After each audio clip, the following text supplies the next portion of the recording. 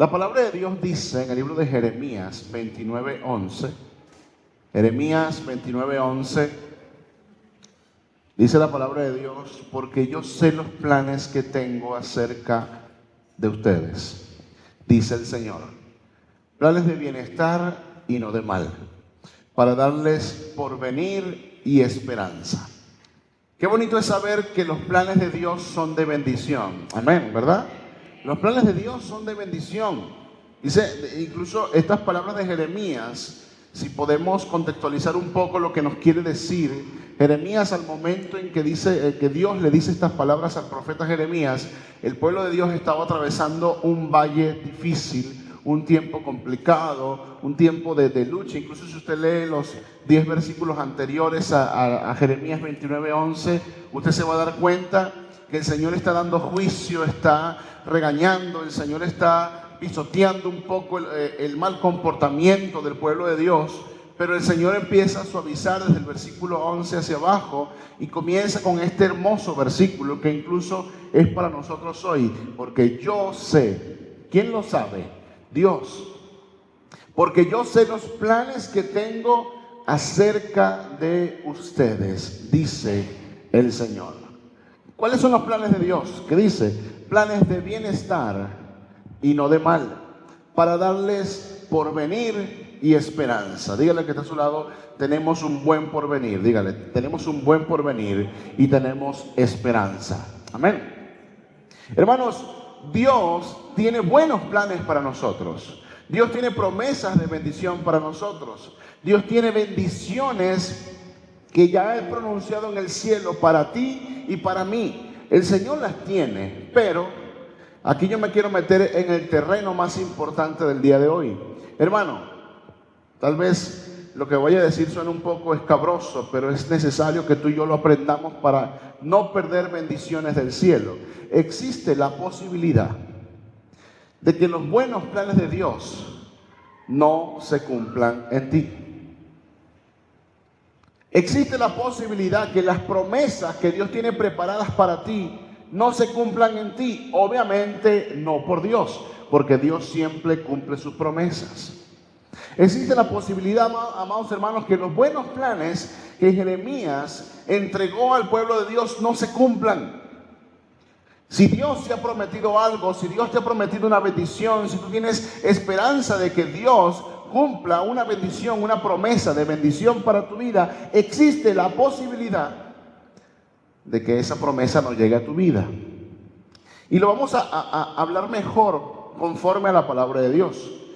En Éxodo capítulo 3, de los versos 7 al 8, Éxodo 3, de los versos 7 al 8, va por acá, creo yo.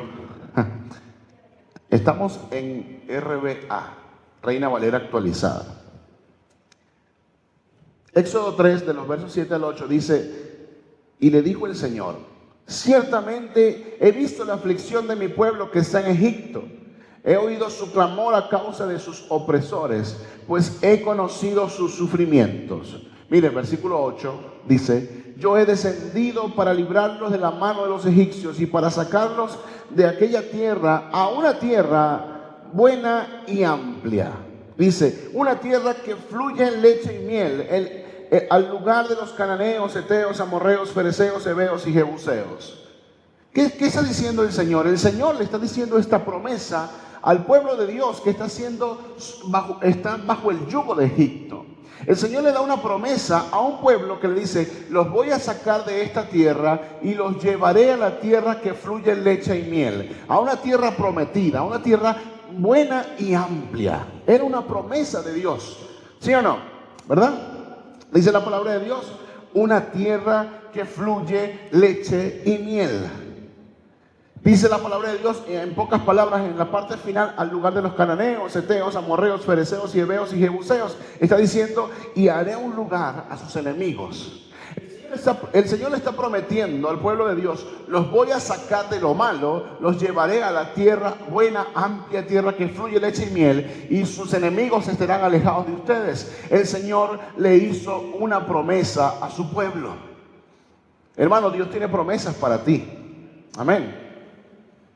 Pero esas promesas las puedes perder. Porque miren lo que pasó. El Señor le prometió esto al pueblo de Dios. Pero vámonos al libro de Números, capítulo 32, versículo 13.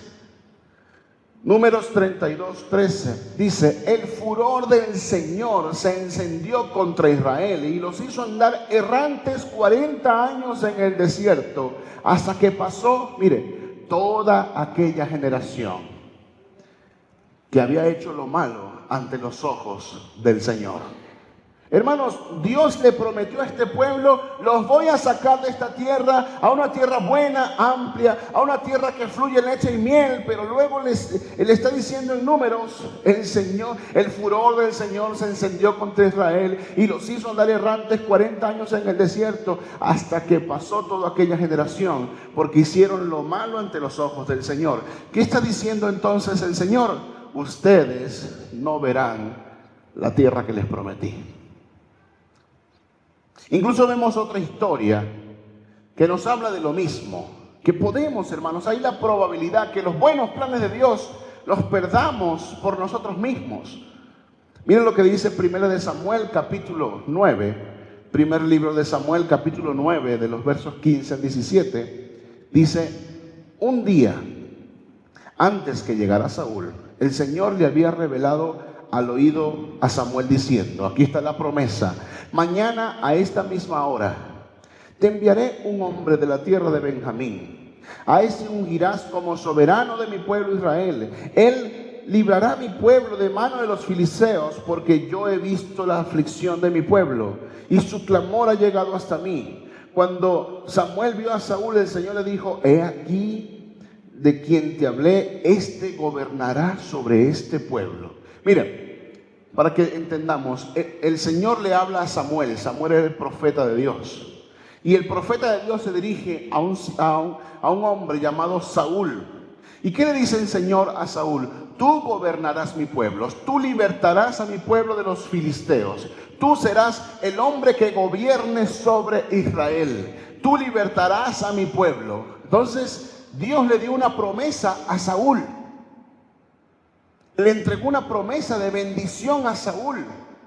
Pero ¿qué dice? Vámonos ahora al libro, ahí mismo en Primera de Samuel. Ya, déjenme ubicarlo acá, se me perdió. Ajá, ya lo encontré. Dice: entonces Samuel dijo a Saúl: has actuado torpemente. No guardaste el mandamiento que el Señor tu Dios te dio. Pues ahora el Señor hubiera confirmado tu reino sobre Israel para siempre, pero ahora tu reino no será duradero. El Señor se ha buscado un hombre según su corazón, a quien el Señor ha designado como el soberano de su pueblo, porque tú no has guardado lo que el Señor te mandó. ¿Qué hizo el Señor entonces con Saúl? Él le dijo: tú vas a ser el gobernante de mi pueblo, tú sacarás de la tierra, tú harás huir a los filisteos. Pero él hizo lo malo ante los ojos del Señor. ¿Y qué hizo entonces el Señor? Tú no serás la persona que gobierne. Ya yo he mandado a alguien conforme a mi corazón para que gobierne sobre Israel y para que los libere de los filisteos. ¿Qué pasó entonces con la vida de Saúl? Perdió promesas, perdió bendiciones por hacer lo malo ante los ojos del Señor. Hermanos, Dios tiene bendiciones para ti. Amén. Pero si tú haces lo malo ante los ojos del Señor, el Señor dará esas bendiciones y esas promesas que son para ti, se las llevará a otro. Amén, guayayay. El pueblo de Israel y Saúl perdieron bendiciones y otros se llevaron esas bendiciones por hacer lo malo ante los ojos del Señor. Es probable que promesas que Dios tiene para ti, alguien más se las lleve. Pero diga conmigo: Señor. Dígalo fuerte: Señor, yo quiero recibir tus promesas en mi vida. Amén. Las promesas de Dios son para ti. Las bendiciones de Dios son para ti, hermanos. Son para ti. Pero yo pudiera terminar el sermón acá y ya, pero no. Tenemos que hablar cuál es la causa que nos hace perder esas bendiciones. ¿Cuál es la causa que nos hace perder bendiciones y promesas que Dios tiene para nosotros hoy? ¿Cuál fue la causa por la cual el pueblo de Dios que iba a salir de Egipto y entrar en tierra de Canaán, en tierra que fluye leche y miel, cuál fue la diferencia que pasó en ellos para perder la bendición de ver la tierra prometida? Solamente 2 hombres, toda una generación, más de 1 millón de judíos perdieron la bendición de ver la tierra bendecida de Dios. ¿Cuál fue? ¿Cuál fue el error? ¿Cuál fue el error de Saúl al cometer errores ante la presencia de Dios? ¿Qué fue lo que hizo Saúl para perder bendiciones de Dios? Hermanos, hay bendiciones que se pierden por falta de humildad. Amén. Dígale que está a su lado, sé humilde. Dígale, sé humilde. La pérdida de las bendiciones, la pérdida de las promesas en nuestra vida radican, hermanos, en el orgullo. Radican, hermanos, en la falta de humildad. Hermanos, la humildad nos hará crecer. Amén. La humildad nos hará crecer. Y entendamos bien, la humildad no tiene nada que ver con tu estatus financiero. La humildad no tiene nada que ver con tu estatus social. No, la humildad tiene que ver con el corazón. La humildad no es alguien que tiene poco dinero y alguien rico es alguien que no es humilde, es alguien que tiene mucho dinero. No, eso no tiene nada que ver con humildad. Yo puedo conocer gente que son muy pobres y son altamente orgullosos. Y puedo conocer gente de buen estatus social y que son altamente humildes y viceversa. La humildad no tiene nada que ver con nuestro estatus financiero o social, no. La humildad, amados hermanos, es saber que no somos mejores que nadie. Amén. Aceptar nuestras limitaciones, aprender y rectificar de los errores, recibir ayuda y tratar a todos con respeto y amor. Eso es humildad. Humildad es saber que no somos mejores que nadie, es aceptar nuestras limitaciones, aprender a rectificar y rectificar de nuestros errores, saber aceptar y recibir ayuda y tratar a todos con respeto y amor. ¿Qué sucedió con el pueblo de Dios?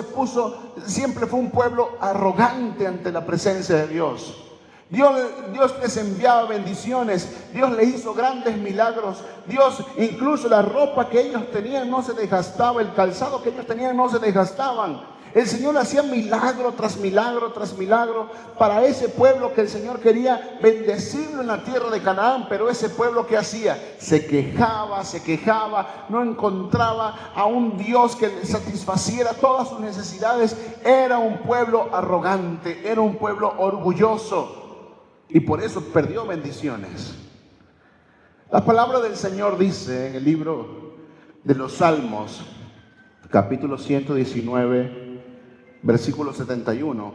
Salmos 119, 71 dice: pues me es mejor haber sido humillado para que aprenda tus estatutos. Me es mejor haber sido humillado para que aprenda tus estatutos. El mismo Salmo 119, en el versículo 67, dice: antes que yo fuera humillado, descarriado andaba, mas ahora guardo tu palabra. Hermanos, tú, para poder tener una relación con Dios sana, para tú poder vivir una relación con Dios sana, una relación con Dios que marche conforme a la voluntad de Dios, tienes que vivir humillado ante la voz y la palabra de Dios. Siempre. David, el mismo que la bendición de Dios había caído sobre Saúl. La promesa de bendición para rescatar al pueblo de Dios, para librar al pueblo de Dios de los filisteos, había caído sobre Saúl. Pero Saúl fue un hombre arrogante. ¿Y qué hizo el Señor? Levantó a David, el mismo que venció a Goliat, el mismo que peleó, el guerrero, el valiente, el gran rey David. Pero ¿por qué eligió el Señor a David? Porque David fue un siervo de Dios humilde. Porque David sabía cuál era su posición en la tierra, hermanos, a pesar de todos los errores que David había cometido. Porque mire, nosotros humanamente categorizamos pecados. A nosotros es algo común del ser humano categorizar pecados. Para nosotros una mentira es algo pequeñito. Incluso a tal punto justificamos la mentira y le llamamos mentira blanca. ¿Sí ha escuchado eso? Ay, pastor, yo dije una mentirita blanca. No, hermano. Las mentiras siempre son negras. O mentira piadosa. Una mentirita chiquitita, pastor, eso es chiquitito. Eso no pasa nada con eso, ¿verdad, pastor? No, hermano, mentira es mentira. Ay, no hay niños aquí, ¿verdad? Hasta el San Nicolás es mentira. Mentira es mentira. Y nosotros ponemos allá abajo, aquí está la mentirita blanca, pero aquí arriba ponemos, un asesinato, un delito, sacre. Y nosotros categorizamos pecados, pero ante la lógica del cielo no hay categoría de pecados. La palabra de Dios dice, por cuanto todos pecaron, están destituidos de la gloria de Dios. Humanamente, en nuestro cerebro finito, recordando que, hermano, lo que tú puedes aprender de Dios es como tener una botella de agua. Esto es lo máximo que tú puedes aprender de Dios, pero Dios es un océano. Nosotros humanamente, para poder aprender de Dios, lo máximo que alcanzaremos a aprender de Dios y conocer de Dios, de las profundidades de Dios, será una pequeña botella de agua, pero Dios es un gran e inmenso océano. Por eso, entender que, ¿cómo puede ser posible que para Dios es lo mismo una mentirita piadosa a un asesinato? Para nosotros no cabe, pero el Señor es así. Y volviendo a la historia de Saúl, Saúl cometió errores humanamente y David humanamente cometió horrores. David manchó sus manos de sangre y Saúl no. Pero ¿sabe qué hacía Saúl? Saúl cometía errores y no aceptaba sus errores, pero David cometía errores y en humildad reconocía que había cometido errores. Y Dios le llamó. Hermanos, mira, David cuando fue ungido por Samuel, Saúl todavía seguía gobernando, Saúl todavía seguía siendo rey. ¿Y sabe quién sabía que Dios había desechado a Saúl? David. David sabía que Saúl había sido desechado por el cielo. Ya Saúl no tenía la bendición de Dios. Pero ¿sabe qué hizo David? Honró a su siervo, honró a Saúl hasta el último día de su muerte. David tuvo la oportunidad de matar a Saúl porque Saúl quiso matarle a él. Saúl le andaba persiguiendo para matarlo. Y David tuvo la oportunidad de levantar sus manos contra el siervo de Dios, contra aquella persona que Dios inicialmente había elegido. Pero David honró la vida del hombre desechado. ¿Sabe por qué? Porque David era humilde. David, cuando fue rey, era tan humilde. Este rey cuando fue rey, se levantó uno de sus hijos que lo humilló. Uno de sus hijos se levantó y ese hijo humilló tanto a David que quiso empezar una guerra por el trono. ¿Y sabe qué hizo David?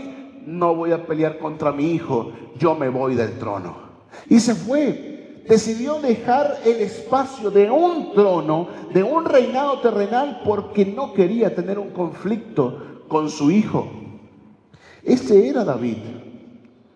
Hermano, David hacía todo para Dios.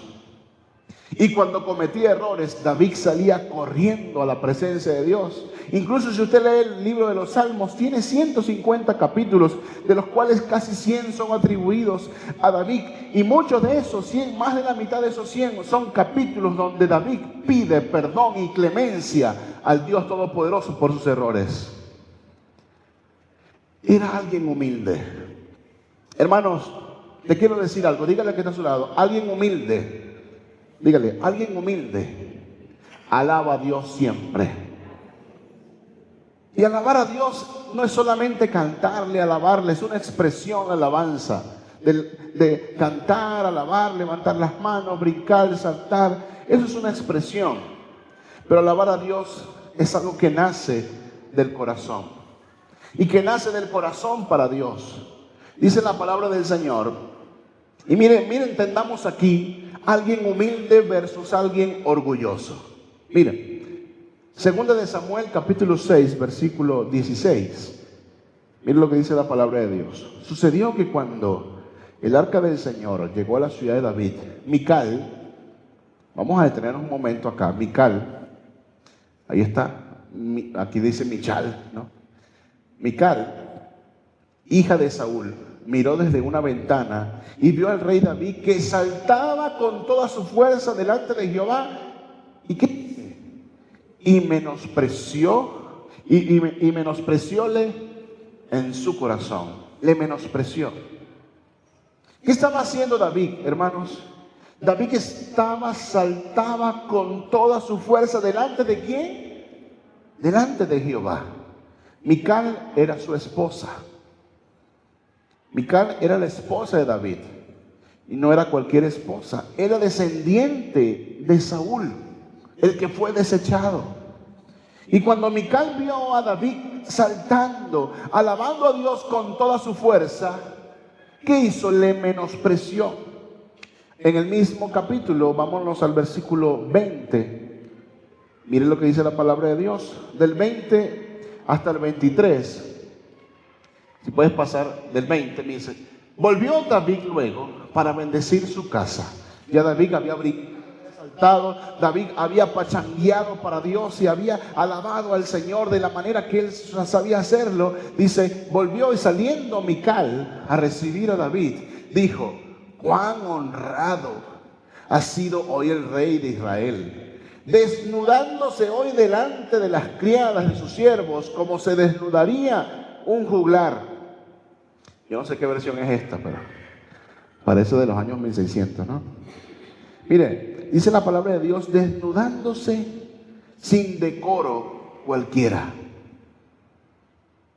David respondió a Mical, versículo 21, fue delante del Señor que me eligió en lugar de tu padre y de toda su casa, para constituirme como el soberano del pueblo del Señor de Israel. Por tanto, me regocijaré delante del Señor. Hermanos, David todo lo que hacía, la alabanza que salía de su corazón, lo hacía para honrar al Señor, para alabar al Señor. Hermano, una vida humilde hace todo lo que hace para honrar y exaltar el nombre del Señor.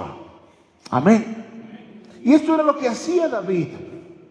David brincaba y saltaba. ¿Y sabe por qué estaba tan feliz David en ese momento? Porque el arca del pacto, que representaba la presencia de Dios, había llegado a Tierra Santa, tierra de Jerusalén. Él estaba feliz porque la presencia de Dios estaba cerca de ellos ahora.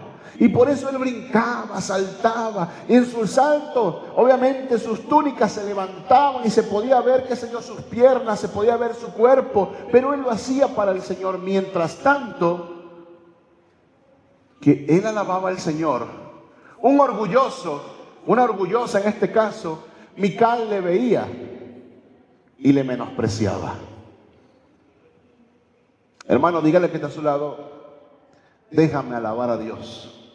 Dígale, déjame alabar a Dios. No me menosprecies. Amén. Hermano, usted cuando venga a este lugar, levante sus manos, alabe al Señor. Si quiere saltar, salte. Si quiere brincar, hágalo. Pero recuerde que siempre para el Señor. Amén. Siempre para el Señor. Hermanos, la palabra de Dios dice en el Salmo 138, versículo 6. Salmo 138, versículo 6 dice, aunque el Señor es sublime, mira al humilde, pero el altivo lo reconoce de lejos. Aunque el Señor es sublime, mira al humilde, pero al altivo le reconoce de lejos. Salmos 25, versículo 9. Salmo 25, 9 dice: encaminará a los humildes en la justicia y enseñará a los humildes su camino. Amén. Este es el Señor. Proverbios capítulo 11, versículo 2 dice: cuando viene la soberbia, también viene la deshonra, pero con los humildes está la sabiduría. En el mismo libro de Proverbios, capítulo 22, versículo 4, dice: riquezas, honra y vida son la remuneración de la humildad y del temor del Señor. Amén. Mire, riqueza, honra y vida. Por favor, dígale a la persona que está a su lado: riqueza, honra y vida. Vamos a decir una vez más: riqueza, honra y vida. Amén. Pero ¿qué? Para poder obtener estas tres cosas que son bendiciones, ¿qué hay que hacer, hermanos? Son la remuneración de la humildad y del temor del Señor. Hermanos, el Señor nunca va a bendecir abiertamente y sanamente a un altivo de corazón. Y usted me dirá: pastor, es que yo conozco gente rica que no es humilde. Sí, obviamente. Porque también Dios bendice al que siembra. Porque también está la ley de la siembra y la cosecha. Si tú siembras, tú cosechas. Y si tus manos, como aprendíamos el domingo pasado, si tus manos son manos proactivas, el Señor siempre va a bendecir las manos proactivas. Hermanos amados, el mundo y sus pretensiones, lo que nos enseña este mundo es que seamos gente soberbia, gente orgullosa, gente que no nos rindamos ante nadie, que no le bajemos el hombro a nadie, que no le bajemos la cara a nadie. El mundo nos hace una invitación a sentirnos superiores a los demás, a no aceptar nuestros errores, a rechazar consejos, a ignorar nuestras limitaciones y menospreciar a otros y a rechazar a Dios deliberadamente. Hermano, nunca le des lugar al orgullo a tu vida, en tu vida. No le des lugar al orgullo. Mire, es mejor vivir en el temor del Señor. Amén. Y tú te has preguntado, amado hermano, por un momento te has preguntado: ¿cómo es vivir en el temor del Señor? ¿Será que vivir en el temor del Señor es tenerle miedo a Dios? No, hermanos. Vivir en el temor del Señor es respetar a Dios. Es tener a Dios presente como prioridad en nuestra vida. Eso es vivir en el temor del Señor. Mire, incluso la palabra de Dios nos da un consejo de cómo vivir en el temor del Señor. Proverbios capítulo 8, versículo 13. Proverbios 8, 13. Aquí vamos a entender cómo poder vivir en el temor del Señor. Dice la palabra de Dios: el temor de Jehová es aborrecer el mal, la soberbia y la arrogancia, el mal camino y la boca perversa aborrezco. ¿Cómo es vivir entonces en el temor del Señor? Es tan fácil: aborrecer el mal, la soberbia, la arrogancia, el mal camino y la boca perversa. Esto es vivir en el temor del Señor. Si tú en vez de hacer el mal haces lo bueno, estás viviendo en el temor del Señor. Si tú en vez de ser orgulloso y arrogante eres humilde, aceptas tus limitaciones, aceptas que necesitas recibir ayuda de vez en cuando, aceptas que dependes del Señor, entonces vives en el temor del Señor. Y si tu boca habla siempre lo bueno, vives en el temor del Señor. Hermanos, el chisme no es de Dios. Aunque yo sé que es sabroso, ¿no? Pero el chisme no es de Dios. Hablar mal de tu hermano no es vivir una vida humilde. Hablar a las espaldas de tu prójimo no es vivir una vida humilde. Amén o ayayay. Amén, ¿verdad? Debemos vivir en el temor del Señor. No hay nada mejor que una persona sincera. No hay nada mejor que una boca que hable siempre la verdad. Hermanos, las suposiciones siempre acabarán en disensiones. Por eso vivamos en el temor del Señor. Ok, recordemos una vez más que es humildad. Pero antes de eso, tenemos que saber algo. ¿Usted alguna vez se ha montado en un sube y baja? ¿Sabe qué es un sube y baja? Si hablamos de lo mismo, que alguien está aquí, otro está allá y empezamos a subir y a bajar. ¿Se ha subido en alguno de esos? A ver, ¿alguno se ha montado en alguno de esos? El que no se ha montado, hermano, no sabe lo que es la vida, ¿verdad? Mire, yo les voy a confesar algo. Uno de los beneficios de ser gordito es que en el sub y baja siempre ganas. Y créanme que sí, porque este cuerpo, hermano, que usted ve, yo lo tengo desde los 11 años.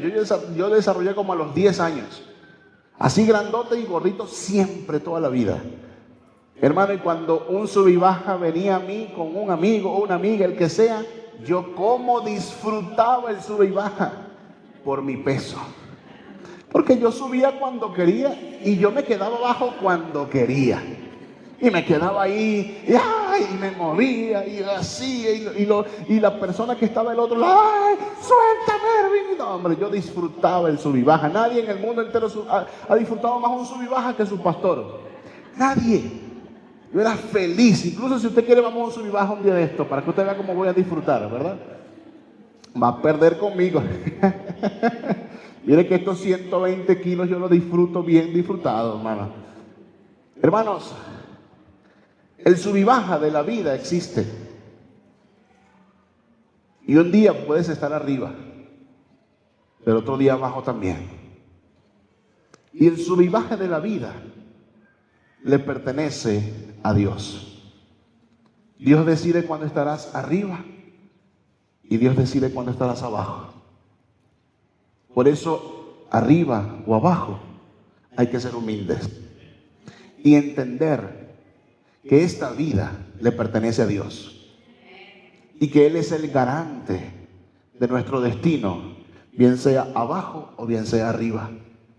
El sub y baja es del Señor. Mateo capítulo 23, versículo 12. Miren lo que dice la palabra de Dios. Mateo 23, 12. Dice: porque el que se enaltece será humillado, y el que se humilla será enaltecido. Amén. El que se enaltece será humillado, pero el que se humilla será enaltecido. Proverbios 16, 18.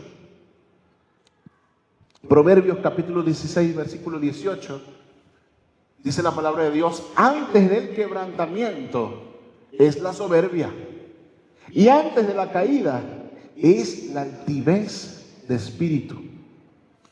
Otra versión dice: antes de la quiebra, mire bien lo que dice la palabra de Dios, antes de la quiebra está el orgullo, y antes de la caída la altivez de espíritu. Hermanos, la humildad es saber que no somos mejores que nadie, aceptar nuestras limitaciones, aprender y rectificar de los errores, recibir ayuda y tratar a todos con respeto y amor.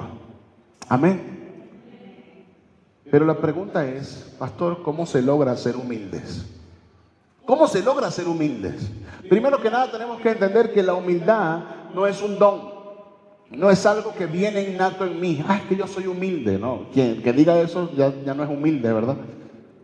Es como que cuando pensamos que la humildad es un don, es algo que nosotros podemos, me vino con el cielo el don. No, hermano, es como decir, bueno, yo soy bueno para tocar un instrumento, soy bueno para cantar, soy bueno para la administración, soy bueno para ser profesor, ser maestro, ser licenciado, soy bueno para tantas cosas, pero también soy humilde. La persona que se autodenomina humilde es una persona que ya no lo es, no naces humilde. La humildad se aprende del maestro. La humildad se aprende de Jesús. Dígale que está a su lado: la humildad se aprende de Jesús. Mateo 11, 29, Mateo capítulo 11, versículo 29 dice: lleven mi yugo sobre ustedes y aprendan de mí, que soy manso y humilde de corazón, y hallarán descanso para su alma. Jesús nos dijo: lleven mi yugo sobre ustedes. ¿Y cuál es el yugo del Señor? Hermanos, el yugo del Señor es la palabra de Dios. Para tú y yo aprender de cómo llevar el yugo de nosotros, para poder ser mansos y humildes de corazón y para tener descanso para nuestra alma, hermanos amados, tenemos que aprender a vivir bajo los conceptos y preceptos de la palabra de Dios. Amén. La palabra de Dios dice: lámpara es a mis pies tu palabra y lumbrera a mi camino. La palabra de Dios te sirve para ver por dónde vas a andar, pero la palabra de Dios te sirve también para ver tus imperfecciones propias. Porque cuando la luz de Dios viene a tu vida, a través de la palabra te observas, te ves cuántos errores tienes, cuántas manchas tienes, y comienzas a rectificar y comienzas a aprender. Y también ves cuál es el camino el cual debes andar. Eso es llevar el yugo del Señor. Te quiero decir algo. Una de las mejores escuelas para ser humildes, una de las mejores escuelas para toda la humanidad, para poder lograr ser humilde, es la familia. Pastor, ¿y por qué la familia? Porque en la familia es donde tú aprendes a ser buen papá, a ser buena madre, a ser buen hijo, a ser buen hermano, a ser buen primo. En la familia aprendes a ser buen vecino. En casa, hermanos, leímos hace un momento algo que decía: antes de la quiebra está el orgullo, y antes de la caída la altivez de espíritu. ¿Puedes analizarte cómo estás hoy? ¿Puedes analizarte cómo vas hoy? ¿Cómo va tu vida hoy? ¿Cómo está tu matrimonio hoy? ¿Cómo está tu familia hoy? ¿Cómo están tus hijos hoy? Entonces tienes que analizar cómo estás viviendo. Tienes que analizar qué es lo que estás dando de ti. Porque el Señor quiere que puedas ser humilde aún con tu familia. Ahí es la mejor escuela. Hermanos, terminamos con esto. Miqueas capítulo 6, versículo 8. Miqueas capítulo 6, versículo 8. Y esto es lo que pide Dios de ti. Esto es llevar el yugo del Señor para aprender a ser humildes. Miqueas 6, 8. Vamos a leerlo acá. Dice: oh hombre, Él te ha declarado lo que es bueno y que pide justicia. ¿Y qué pide justicia Jehová de ti? Solamente, ¿qué es lo que pide el Señor de nosotros? ¿Qué es llevar el yugo del Señor sobre nosotros? Solamente hacer justicia y amar la misericordia y humillarte ante tu Dios. Son tres cosas que pide Dios de nosotros. ¿Qué pide Dios de nosotros? Justicia, misericordia y humillación. Dígale al que está a su lado: justicia, misericordia y humillación. Es lo que Dios pide. Hermano, trata a todas las personas con justicia. A todos con justicia. Así la persona se porte mal, trátalo con justicia. Apégate siempre a la justicia. Apégate siempre a lo bueno. Trata también a todas las personas con misericordia. Siempre recordando y partiendo de un punto, hermanos. Recuerda que Dios probablemente te perdonó más a ti de lo que tú le puedes perdonar a tu hermano. Amén.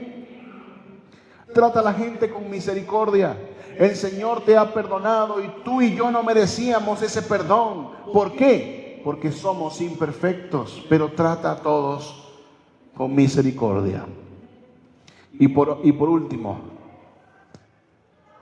camina humildemente ante Dios. Caminar humildemente ante Dios es depender de Él siempre. Es depender de Él en todo momento. Es pedirle sabiduría al Señor para actuar, para vivir. Es tener presente al Señor en todo lo que somos, en todo lo que hacemos. Dale lugar al Señor. Segunda de Crónicas 7:14, un verso muy conocido. Y con esto terminamos. Segunda de Crónicas 7:14. Dice la palabra del Señor: si se humillare mi pueblo, sobre el cual mi nombre es invocado, y oraren y buscaren mi rostro, y se convirtieren de sus malos caminos, entonces yo oiré desde los cielos y perdonaré sus pecados y sanaré su tierra. Yo les invito a ponerse de pie. Hay algo en este versículo, déjalo allí, hija, por favor. Hay algo en este versículo que nos tiene que decir el Señor hoy. El Señor, hermanos, quiere oírte. Amén. El Señor quiere escuchar tu voz. El Señor quiere perdonar tus pecados. Y el Señor quiere sanar tu tierra. ¿Cuál es tu tierra? ¿Cuál es la tierra que el Señor quiere sanar en tu vida? ¿Qué es lo que Dios hoy puede sanar en tu corazón? ¿Cuáles son las áreas de tu vida, de tu familia, de tu entorno que necesitan ser sanadas? El Señor quiere hacerlo. Pero la palabra de Dios dice: si se humillare mi pueblo.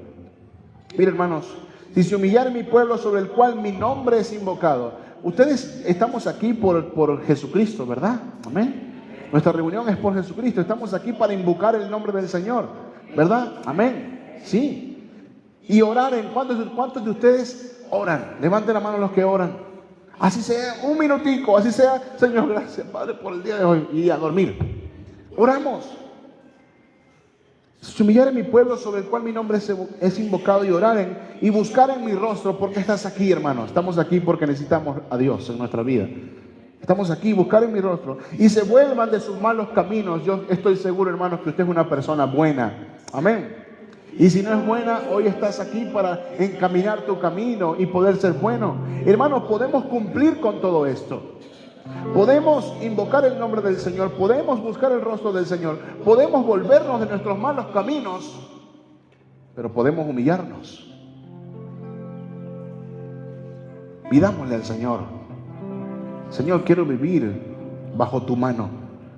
La palabra del Señor dice: humillaos pues bajo la poderosa mano de Dios. Podemos humillarnos. Pidámosle al Señor humildad.